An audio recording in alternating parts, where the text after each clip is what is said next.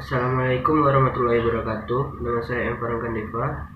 Saya akan mempresentasikan tentang memahami dan definisi terorisme. Pada akhir 1970-an, Michael Stahl menulis pengantar buku. Jika para penegak hukum, khususnya analitis dan intelijen, memiliki dasar dan pemahaman yang kuat tentang terorisme, aktivis teroris dan apa itu teroris, pemimpin organisasi teroris mungkin enggan melihat tujuan mereka tercapai dan utilitas organisasi berakhir. Sama seperti definisi terorisme yang berubah selama beberapa dekade, penyebab beberapa kelompok telah berubah seiring waktu. Mendefinisikan terorisme. Tiga dari definisi yang lebih sering dikutip berasal dari FBI. Departemen Luar Negeri Amerika Serikat mendefinisikan terorisme sebagai suatu kegiatan diarahkan terhadap orang-orang yang melibatkan tindakan kekerasan atau tindakan berbahaya bagi kehidupan manusia yang akan menjadi pelanggaran pidana jika dilakukan dalam yurisdiksi. Heman menunjukkan bahwa telah banyak upaya untuk mendefinisikan terorisme. Sejelas kita mendefinisikan pembunuhan, perampokan, atau pemerkosaan. Snow memberi kita penjelasan logis dan sederhana bahwa akar istilah terorisme itu sendiri berasal dari kata lain terere, yang berarti untuk menakut-nakuti. Memutuskan definisi nama yang harus diadopsi adalah dilema lain. Oleh karena itu, disarankan agar lembaga penegak hukum dan analisis menggunakan definisi yang baku dan luas jika memang harus memilikinya. Mendefinisikan aktivitas teroris. Liputan media berfungsi sebagai wadah untuk mengekspresikan tidak hanya apa yang secara fisik dapat dilakukan, tetapi juga apa yang mungkin secara psikologis mempengaruhi mereka yang melihat aktivitas tersebut. FBI tidak mengukur terorisme kriminal, tetapi telah mengumpulkan informasi tentang berbagai pelanggaran, kejahatan, kebencian yang dilakukan sejak tahun 1990-an.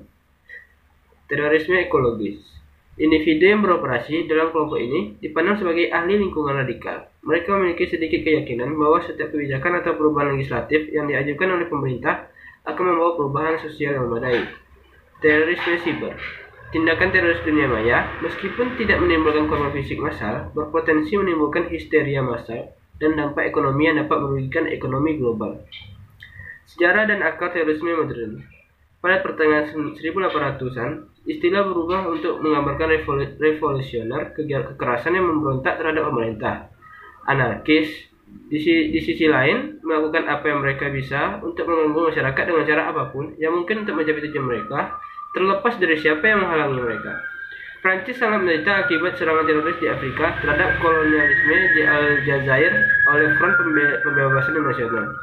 Mereka beralih ke terorisme perkotaan dan mendirikan Irgun Shfaei Leumi yang biasa disebut sebagai Irgun, sebagai organisasi teroris di bawah tanah untuk melakukan tindakan melawan Inggris. Aksi teroris ini berlanjut hingga sekitar tahun 1948 ketika Israel diakui sebagai sebuah bangsa.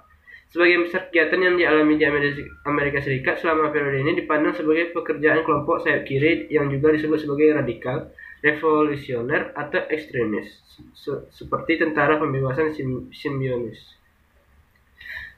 Diuraikan di bawah ini adalah beberapa karakteristik yang diketahui dari kelompok kebencian terorganisir. Anggota kelompok ini percaya pada perang global yang tak terhindarkan antar ras. Hal lain yang perlu dibenahi adalah definisi kejahatan rasial. Ini penting untuk dicatat karena organisasi teroris berbasis asing yang ingin menyerang di tanah Amerika harus lebih dahulu mendapatkan akses ke Amerika Serikat. Fenomena skinhead dimulai di kota-kota industri tahun 1960-an. Apa itu teroris? Persepsi akan tergantung pada tahun dan definisi teroris yang digunakan. Yang harus dilakukan hanyalah memeriksa catatan kriminal mereka, dan Anda tidak akan menemukan mereka dicap sebagai teroris, seperti cara kami melabeli predator seksual atau kriminal karir. Daftar 8 orang ini hanyalah sebuah contoh dari kontroversi yang dapat memicu topik tentang apa itu teroris. Ketika datang untuk mengidentifikasi teroris, satu area yang disinggung adalah pemimpin atau anggota kelompok kebencian terorganisir. Ini bukan dakwaan bahwa sebuah individu yang terkait dengan kelompok-kelompok ini adalah teroris. Tetapi, banyak dari mereka yang berada di jajaran kepemimpinan menjelaskan keyakinan ekstremis di Amerika serupa dengan keyakinan para pemimpin teroris di Timur Tengah. Pendidikan, kepribadian, dan paparan mereka terhadap taktik militer mirip dengan banyak teroris yang dikenal. Tentara Republik yang anggotanya memulai perjuangan mereka bukan sebagai konflik agama Katolik. Ketiga jenis dari kelompok kepercayaan adalah teroris teologis atau agama yang percaya bahwa mereka berbicara dan bekerja untuk dewa yang mereka pilih. Meskipun mungkin tidak mencakup semua atau cocok untuk setiap situasi, informasi yang diberikan akan sangat membantu personel analitis ketika mengkategorikan individu. Kategorisasi ini dilakukan dengan cara yang sama seperti agen memutuskan apa yang merupakan anggota geng atau kriminal karir. Bedanya kita sekarang sedang mencari-cari ciri-ciri yang mungkin merupakan teroris. Anggota komunitas penegak hukum mungkin akan setuju tentang apa yang merupakan penjahat jalanan yang khas. Terorislah yang tidak dikenal oleh mereka yang berada dalam komunitas penegak hukum, dan kecuali beberapa orang terpilih. Belum pernah ditemui, kemungkinan mengembangkan profil yang sesuai dengan sebagai masa teroris sangat kecil kemungkinannya. Berdasarkan informasi yang terbatas di atas, tidak ada alasan bagi penegak hukum untuk khawatir, terutama jika mereka hanya mencari bukti kejahatan. Apa yang tampak sebagai aktivitas yang sah oleh individu yang taat hukum dapat berubah menjadi sesuatu yang lebih jika dilihat dari waktu ke waktu atau dengan perspektif tertentu. Perspektif agama adalah sesuatu yang baru untuk diperhatikan oleh penegak hukum. Memahami hubungan agama.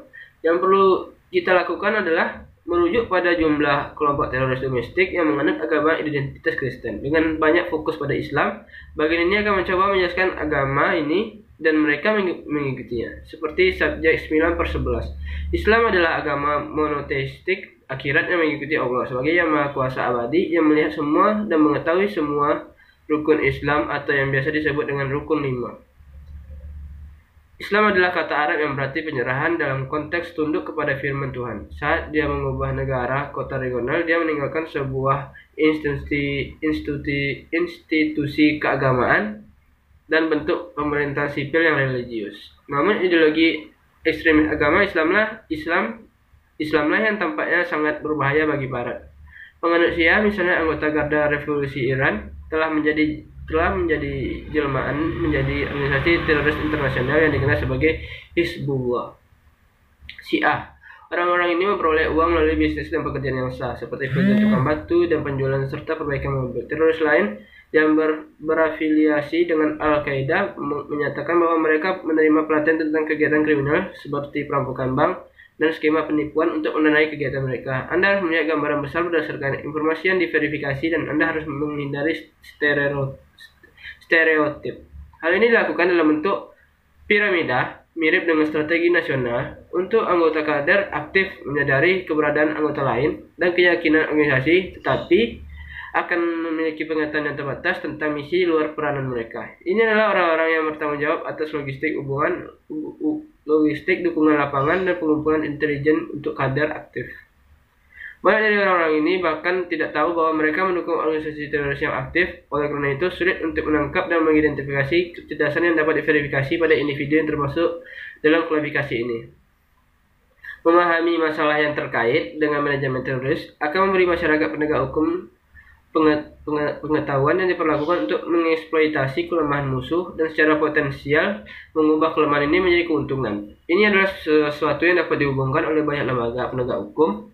Masalah kelima yang dihadapi oleh organisasi teroris adalah menjaga logistik. Pelatihan masalah keenam yang dihadapi dalam manajemen teroris sama pentingnya bagi seorang teroris seperti halnya bagi seorang pejabat penegak hukum. Hal yang sama berlaku untuk hampir semua orang dengan latar belakang pelatihan yang luas, termasuk seorang teroris. Mendirikan fasilitas pelatihan khusus untuk melakukan aksi teroris mematikan bukanlah tugas yang mudah dan dapat membawa perhatian yang tidak diinginkan kepada kelompok tersebut. Pembiayaan adalah masalah ketujuh dan terakhir yang dihadapi dalam manajemen teroris, dan itu berlaku untuk semua manajer sah dan terkait teroris. Itulah hasil presentasi saya. Assalamualaikum warahmatullahi wabarakatuh.